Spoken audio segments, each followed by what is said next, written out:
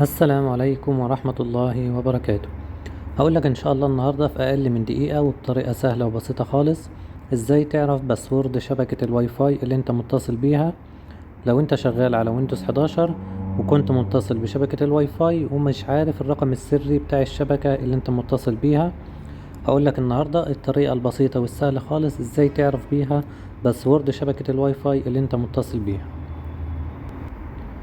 اول حاجة هتيجي على نتورك، كليك يمين وتنزل تحت خالص على بروبرتس او الخصائص. هتفتح معاك النافذة اللي انت شايفها دي، هتيجي هنا على كلمة انترنت وهتدوس عليها.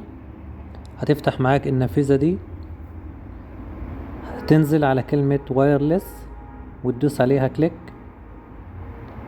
هتفتح معاك النافذة او الويندو الجديدة دي، هتيجي على كلمة سكيورتي وتدوس عليها كليك. هتفتح معاك النافذة دي، وطبعا زي ما انت شايف ده باسورد الواي فاي. كل اللي هتعمله انك هتدوس على علامة الصح في المربع، هيظهر معاك الباسورد بتاع الشبكة اللي انت متصل بيها.